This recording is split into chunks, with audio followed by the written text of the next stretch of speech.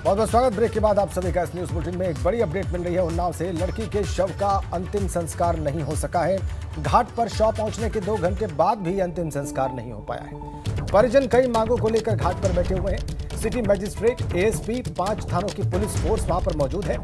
कांग्रेस और बसपा के प्रत्याशी भी घाट पर पहुंच गए हैं। परिजनों को समझाने बुझाने में अधिकारी जुटे हुए हैं। चंदन घाट पर लड़की का अंतिम संस्कार होना है, लेकिन वो अभी तक नहीं हो पाया है। वहां पर परिजन कई मांगों को लेकर बैठे हुए हैं।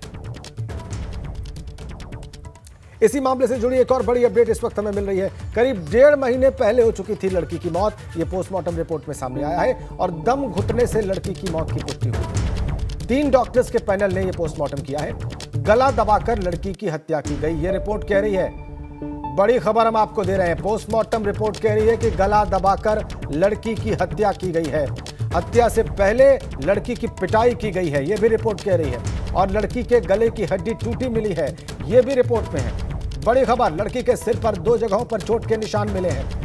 तो पोस्टमार्टम रिपोर्ट से कई तथ्य सामने आ रहे हैं। 3 डॉक्टर्स के पैनल ने यह पोस्टमार्टम किया है और जो पोस्टमार्टम में आया है वो इस वक्त आप एबीपी गंगा की स्क्रीन पर देख रहे हैं। विवेक त्रिपाठी हमारे संवाददाता हमारे साथ जुड़ गए हैं। विवेक, ये बहुत ही अहम पोस्टमार्टम की रिपोर्ट, इसके बारे में आपको और क्या जानकारी मिल रही है?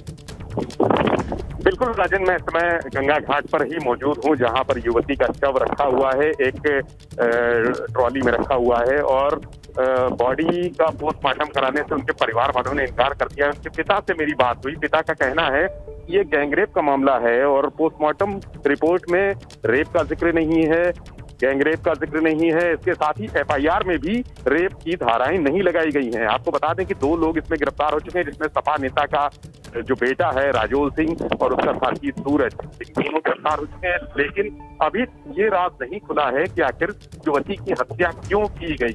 ये बताया जा रहा है, जो यहाँ लोकल सोर्सेज हैं हमारे, वो कह रहे हैं कि यहाँ पर उसका प्रेम प्रसंग चल रहा था युवती से और युवती शादी करने का दबाव डाल रही थी, जिसके चलते उसने रास्ते से हटाने के लिए उसको मार दिया। जिस दिन 8 दिसंबर को ये युवती गायब हुई थी घर से, उसकी मां ने बताया हमें कि 8 दिसंबर को गायब हुई थी, उसी दिन उसकी हत्या कर दी गई थी। ये पुलिस सूत्र कह रहे हैं कि उसी दिन हत्या करके और अगले दिन सुबह 4 बजे उसके शव को दफना दिया गया। 7 फीट गहरा गड्ढा खोदकर दफन कर दिया गया और वो शव कल बरामद हुआ है। क्योंकि लंबा अंतराल हो चुका है 8 दिसंबर से अब तक, इसलिए जो रेप की बात है वो उस तरह की जो जांच होती है उसमें पुलिस बहुत ज्यादा सफलता हासिल नहीं कर सकी है। सैंपल लिए गए हैं, लेकिन एज ए क्राइम रिपोर्टर मुझे लगता है कि उसमें कुछ सामने नहीं आएगा। हाँ, बयानों में सामने आ सकता है। अगर उनसे पूछताछ की जाएगी तो वो बयान में ये कह सकते हैं कि उसका रेप हुआ था।